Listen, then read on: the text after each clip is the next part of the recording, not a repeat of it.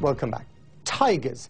We usually associate them with the jungle or with sub-Saharan habitat. So even for a scientific team, it came as quite a shock when they found that the creatures thriving thousands of feet up in the Himalayas. Using remote cameras, a BBC Natural History unit has captured amazing images of the animals living in the mountainous kingdom of Bhutan. The BBC's John Kay has more on this incredible discovery. High in the Himalayas, the tiny kingdom of Bhutan. Remote and mysterious. It was here that local people told a BBC Natural History team that wild tigers had been spotted in the mountains. If that's true, then that's a really big deal, because the base of Tiger Mountain is well above the tree line and much higher than tigers are actually thought to ever go. Good luck. Dozens of remote cameras were left out on possible tiger trails. I wonder what that's of. After 3 months, cameraman Gordon Buchanan returned to check the footage and was astonished. Oh my gosh! Oh my gosh! Oh, I don't believe it. Oh God! Oh, thank you, thank you, thank you. But if he thought that was exciting, 1,000 meters higher up, there was even more. Oh man, alive. Apparently a breeding pair, far from the jungle. These tigers are living right in the shadow of the high Himalayas. We are above 4,000 meters at this point. These are the highest living tigers in the world. The team's now trying to establish why the tigers are so high up. Have they been forced up here, away from towns and cities, or have they been here secretly for generations? Experts say they hope this footage will now persuade the government of Bhutan and neighbouring countries to create what they're calling a conservation corridor, a stretch of land across the Himalayas where isolated tiger populations would be able to mingle and then breed. And with only about 3,000 wild tigers left on the planet, conservationists say the project is urgently needed. John Kay, BBC News. Well, among those on the trip into the Himalayas were members of Panthera, a group dedicated to conserving the world's wild cats. A brief time ago, I spoke with their managing director, Andrea Heidlove, from New York. Andrea, how surprised were you to find tigers at such an altitude?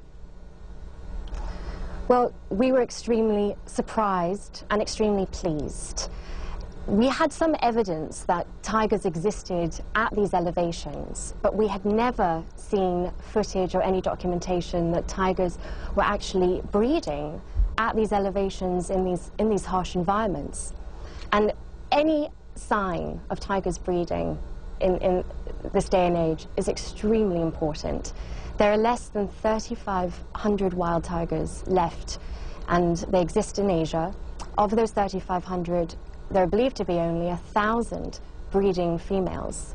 So any signs of tigers breeding is extremely good news. And as far as you know, what are the reasons why the tigers find themselves at such high altitudes? I mean, have they been pushed there because if they're further down at lower elevations, life is just simply too dangerous for them?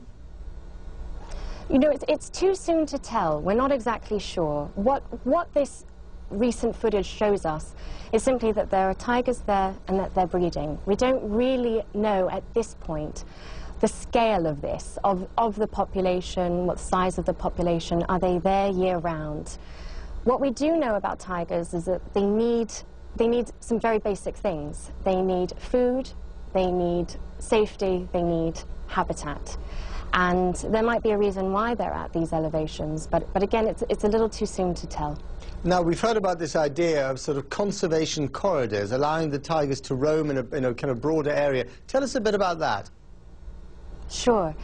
So Panthera, the organization for which I work, based in New York City, is focused on not just locking up tiger populations at core sites, but also on connectivity.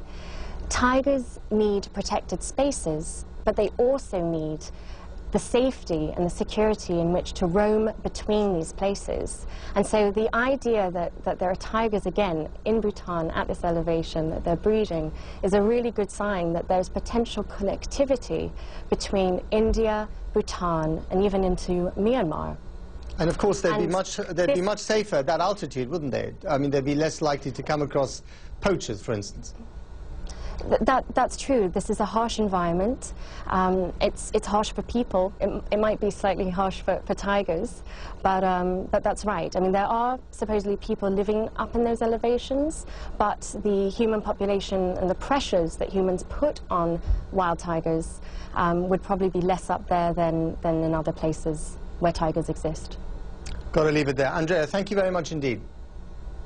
Thank you for having me.